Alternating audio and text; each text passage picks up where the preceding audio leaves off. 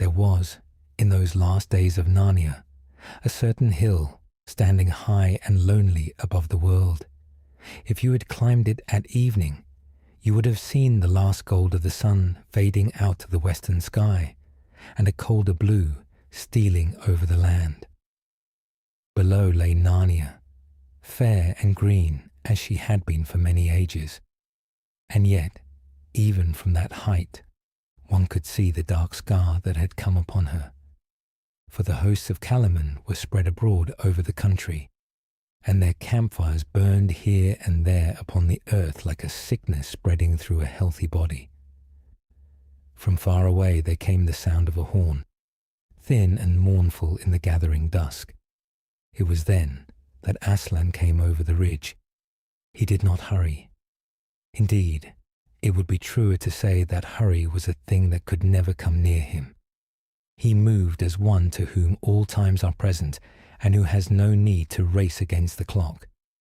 From the opposite side of the hill came Jewel the unicorn, climbing swiftly and with great purpose, and when he reached the summit, he and Aslan stood together and looked down upon the land. For some while neither of them spoke. Only the wind moved among the grasses. At last Jewel said, "It has begun, my lord." And Aslan answered, "Yes." Then Jewel stepped nearer and said, "Then you must call them back. You have done so before." But Aslan replied, "Before is not now.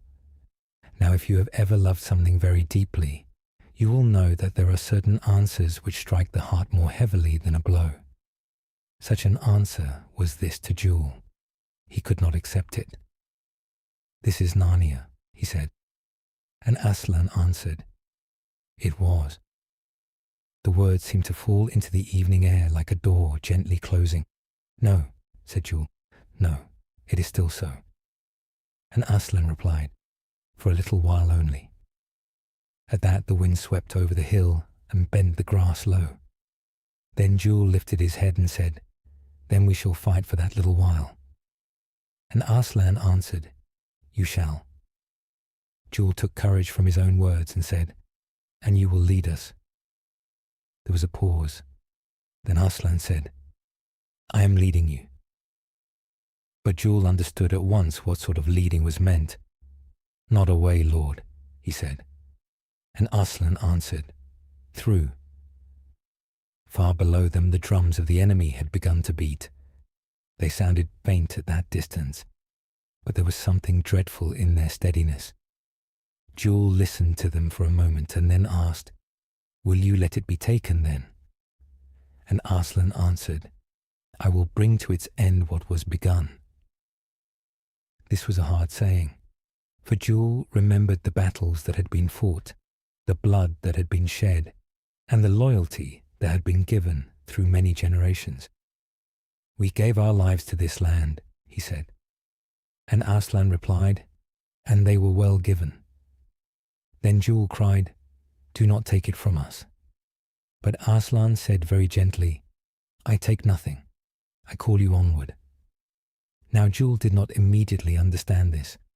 Indeed, very few of us do when such words are spoken to us. We cling to the things we know. We think our love for them is proof that they ought to remain forever. At last, Jewel said quietly, "I do not desire another world." And Aslan answered, "No, you desire this one. The fields of Narnia, the forests, the mountains, the streams, the companions he had loved, all these he desired." There was a long silence. Then Aslan spoke again and said, "That is why it cannot remain." The sky above them had grown vast and dark. The first stars had begun to appear. After a while, Jewel said, "There is yet a battle."